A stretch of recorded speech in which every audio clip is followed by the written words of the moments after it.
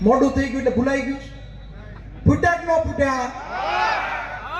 Paper ફૂટવાનું કામ કર્યું કોરોનાની અંદર. જે હમણાં લંડનની કોર્ટ, અમેરિકાની કોર્ટની અંદર વાત થઈ, જે પ્રમાણે રેમડેસિવિરે 60 કરોડનું ફંડિંગ આપ્યું, જે પ્રમાણની વેક્સિન ભાઈએ ફોટાવાળી પરાણે આપી, નો લે એને વેક્સિન આપી. એ વેક્સિન આપવાથી જે હાર્ટ એટેકના બનાવ બને છે, તમે સાસવારે ટીવી બધી રીતના જોતા હશો. તમે યાદ કરો એ સમયને.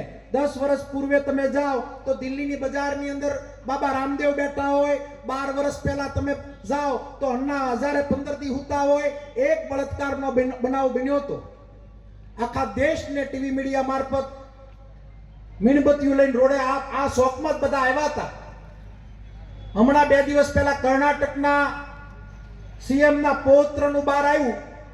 જે પ્રમાણની સીડીયુ બહાર આવી, જે પ્રમાણના 3000 બેન દીકરી સાથેનો અત્યાચાર થયો. આ ભારતીય જનતા પાર્ટી મુદ્દા ભટકાવવા માટેનું કામ કરે છે. અત્યારે ભાન ભૂલી ગયા. બનાસકાંઠામાં જાય તો કે 2 ભેહું છે તેની 1 ભેહ લઈ જા કોંગ્રેસમાં. આ બાજુ આવે તો કે જ્યાં હોનું હોંગર્યું છે ને હોનું લઈ જાય. મારા રોયાવ હોનું અત્યારે ટીપાવી કેવી પરિસ્થિતિ નથી રહેવા દીધા. કોંગ્રેસ ટાઈમે 25,000 નું હોનું હતું, 73,000 તમારા મોટા બાપાએ કોગાડ્યું છે. અમે અત્યારે હોનું બનાવી કેવા રહેવા નથી દીધા. કોંગ્રેસ વાળા લઈ હું જાહે. મુદ્દા ઉપરની આની કોઈની વાત નથી. જિલ્લાની અંદર સ્થિતિ ખૂબ જ કપરી છે. આ જિલ્લો પસાર થતો જાય છે. આ જિલ્લાની અંદર મતદાર વધવાની જગ્યાએ ઘટતા જાય છે. આ જિલ્લાની અંદર વિકાસના નામ ઉપર રાજનીતિ કરી અને રોટલા શેકી અને પોતપોતાની દુકાન હકાલનારની આ નવી પાછી પેઢી એક ચાલુ થઈ છે. આને જાકારો આપવો તાતી જરૂરિયાત છે. બાકીની વાત પોપટવાળી બધી વિરજી કાકાએ કરી દીધી. બધા વિડિયા તમે જોયા હતા. તમને એમ કે પ્રતાપભાઈ આમને લોલમ લો લાગતા હશે. મેં તમને કીધું હતું કે મુખ્યમંત્રી આને કાનમાં આવીને કહી ગયા કે આને બહાર કાઢતા ને આને ઢાકેલો રાખજો. કાઢશો તો શું કરશે એનું નક્કી નહીં. તો CR પાટીલ સાહેબને ભૂલાઈ ગયું તો એ તપાસવા આવ્યા કે મુખ્યમંત્રી ખોટું બોલતા હશે. અમરેલીની જિલ્લામાં આવીને એને મીટિંગ લીધી અને આ પોપટને બહાર કાઢીને બોલાવડાવ્યું. રામ રામ પોપટ બોલી ન હોય ક્યાં 500 પાર પ્રમુખ સાહેબે ઘોર ખોદી. હવે આને તમે ત્યાં મોકલશો. થવાનું શું છે? આ વાત દિવસની હતી.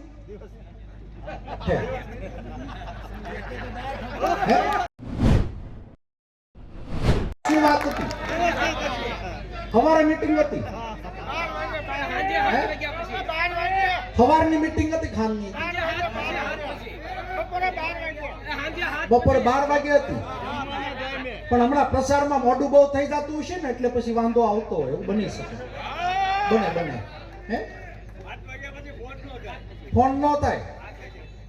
ટાંગા ભાંગી નાખવાની ધમકી આપે. જગાભાઈ ધ્યાન રાખજો ભાઈ સાહેબ, આપણે અત્યારે કુવારા વાહે છીએ.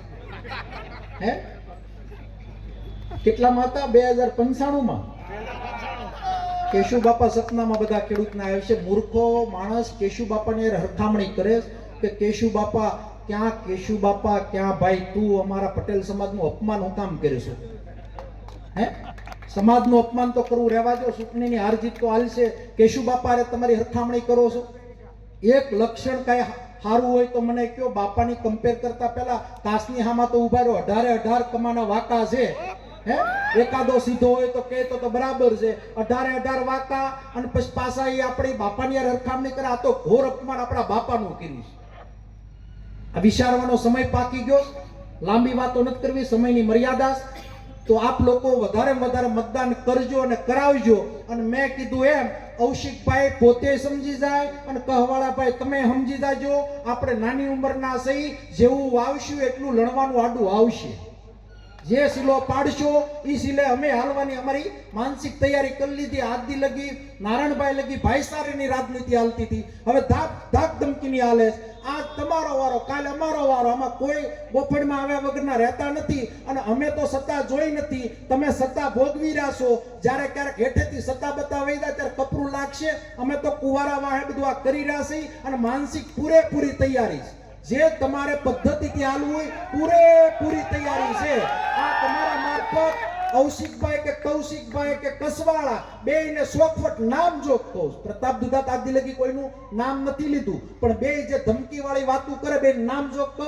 તમારે જે પદ્ધતિથી રાજકારણ કરવું હોય ને એ પદ્ધતિથી પૂરેપૂરી આખી જિંદગીની માનસિકની તૈયારી છે. એક પણ માણસને એક પણ વ્યક્તિને અટકશાળો મારા કાર્યકર્તાની મતદાન પતે ત્યાં લગી ફરિયાદ ન આવે, નહીં તો વ્યક્તિગત હોરવાની માનસિક તૈયારી રાખજો. ભારત માતા કી જય. એટલે અમે જવાબ આપીએ કે ભારતીય જનતા પાર્ટીનો મામલો છે, અમારા ઉમેદવારમાં કઈ ખામી હોય તો અમને જણાવો. અમે શિક્ષિત મહિલા પ્રદેશ મહિલા કોંગ્રેસના પ્રમુખ, પૂર્વ જિલ્લા કોંગ્રેસ પંચાયતના પ્રમુખ, આમને અમે ઉમેદવારી કરાવડાવીશ. આવનાર દિવસોની અંદર 50% મહિલા અનામત આવવાનું. શિક્ષિત મહિલા સારા પરિવારની દીકરી આગળ વધતી તો કોંગ્રેસ પાર્ટીએ આના માટે નિર્ણય લીધો. તો કે એમ નહીં, અમને સમજાતું નથી આ ઉમેદવારનું સિલેક્શન કેમ થયું. ભારતીય જનતા પાર્ટીની અંદર હિરેનભાઈ હિરપરા દાવેદાર હતા, બાવકુભાઈ ઉંધાડ દાવેદાર હતા, મુકેશભાઈ સંઘાણી દાવેદાર હતા, કેશુભાઈ નાકરાણી દાવેદાર હતા, અમારો ભાણિયોભાઈ જનકભાઈ બગદાણા દાવેદાર હતા. આ મહત્વના લોકો દાવેદાર હતા. કાનાબાર સાહેબ પણ દાવેદાર હતા. ભણેલા ગણેલા સારા લોકો દાવેદાર હતા. રાજનીતિની અંદર કોંગ્રેસ હોય કે ભાજપ હોય, સારા લોકો આગળ વધે, પ્રજાજન ચુકાદો આપે, પ્રજાજન મત આપે અને મતના રીતે આગળ વધતા હોય તો જિલ્લાની પબ્લિકનું ભલું થાય. એમાં કઈ હાસું ખોટું હોતું નથી, એમાં કઈ ખોટું પણ એટલા માટે હોય નહીં. પણ બંને પાર્ટીના ઉમેદવાર સિલેક્શનની અંદર આ પાર્ટીએ આ રીતનો ઉમેદવાર સિલેક્શન કેમ કર્યું, આવું મને સવાલ કર્યા. ઘણી બધી વાતો કરી.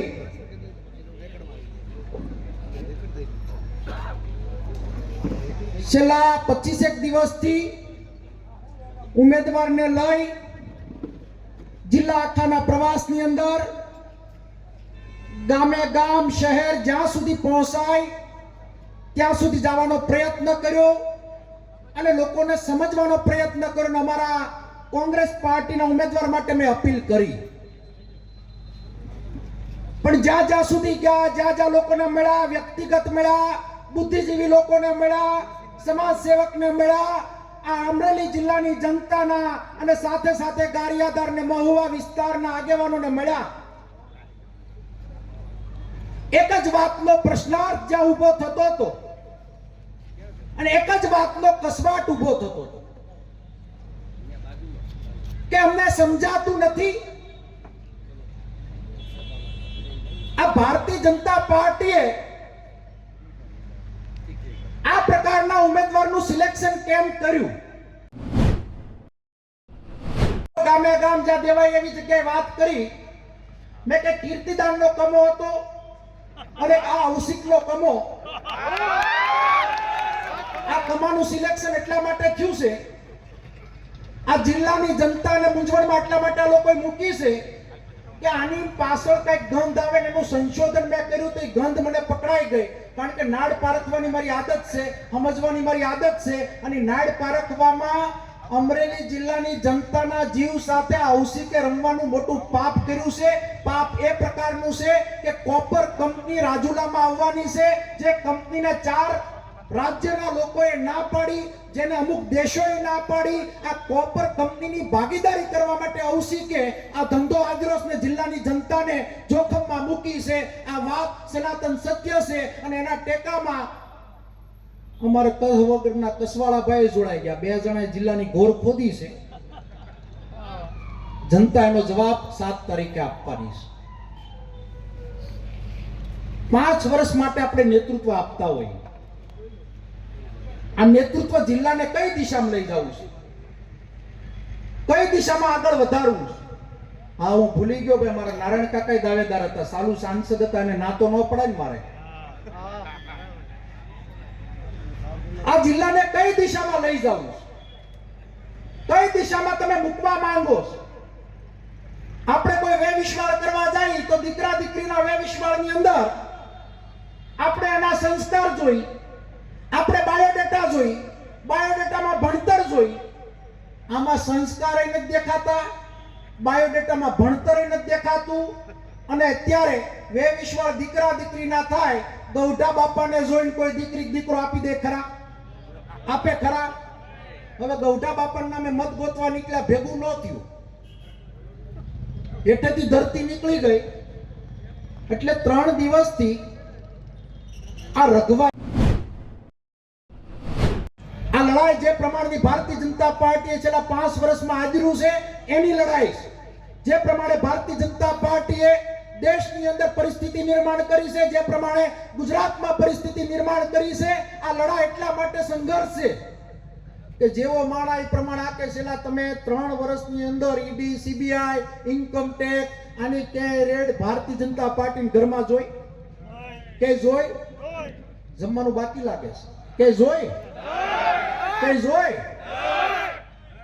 હવે આ ખાકી વર્દીનો સહારો લેશ, ઈડી નો લેશ, સીબીઆઈ નો લેશ, પણ આને નહોતી ખબર ઓલા 200 વર્ષ શાસન કરી ગયા ને એમાં અમારા કેટલાય ગૌઠાવે જીવ આપી દીધા, તોય પાછી પાની નહોતી કરી. અમારે ખાલી લડવાનું જ છે.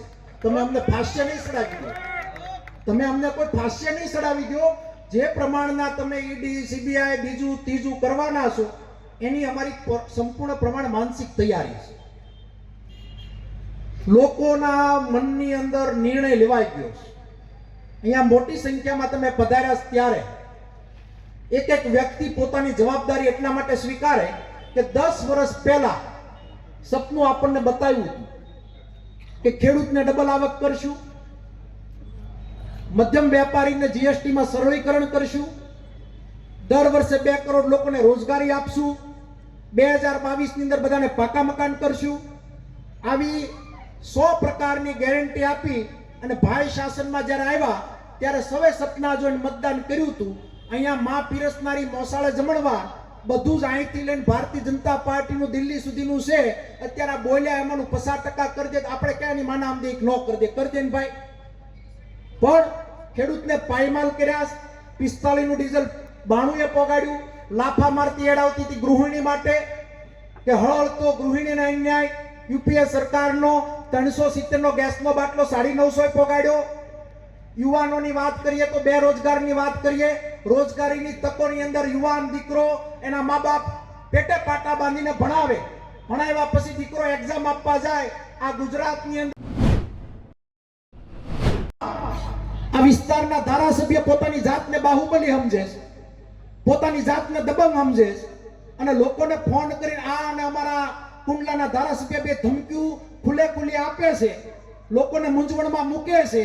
પણ અમે ઈ કોંગ્રેસી સહી કે છેલ્લા શ્વાસ સુધી તમને મૂકશું નહીં, તમારા આકાવ સામે લડીએ છીએ અને તમારી તાકાત હોય એની બધાની સામે અમે લડવાનું કામ કરીએ છીએ. કારણ કે જનતા અમારી ભેગી છે. તમે જે પ્રકારની ધાક ધમકી આપો છો, આ જિલ્લામાં પ્રથમ મુખ્યમંત્રી જીવરાજભાઈ મહેતા આપ્યા હોય, આ જિલ્લાની અંદર દ્વારકાદાસ પટેલે સાંસદપણું કર્યું હોય, આ જિલ્લાની અંદર દિલીપભાઈ સંઘાણીએ સાંસદપણું કર્યું હોય, આ જિલ્લાની અંદર મનુબાપા કોટડિયાએ સાંસદપણું કર્યું હોય, આ જિલ્લાની અંદર રવાડી સાહેબે સાંસદપણું કર્યું હોય. આ પ્રકારના બુદ્ધિજીવી નારાયણભાઈ કાસડિયાએ સાંસદપણું કર્યું હોય.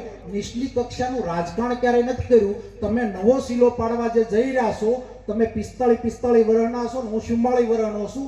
લાંબા ગાડાએ જવું હોય અને લાંબુ આગળ હાલવું હોય તો ધંધીના બંધ કરી દેજો, નહીં પાટો પાછો કઈક બીજે વિયો જાય, ગાડી કઈક અવળે રસ્તે વહી જાય. કારણ કે આ જિલ્લાએ દબંગ લુખેશને કોઈ દી સ્વીકાર્યા નથી. આ તમે ધંધો કીધું આ ધારાસભ્યો હાજર્યો 2 દિવસથી ફોન કરે કે અમે જોઈ લેવું. હું જોઈ લે ભાઈ? ક્યાંથી જોવાનું ચાલુ કરશે? આ સ્ટેજ આખું બેઠું, આટલી પ્રજા બેઠી, આટલી જનતા બેઠી, કોને કોને જોઈ લે? લોકો મત આપશે ભાઈ, ક્યાં જોઈ લે? પણ બિચારા વેપારી વર્ગ મૂંઝાઈને બેઠા છે. આ લડાઈ કોઈ વ્યક્તિગત લડાઈ નથી.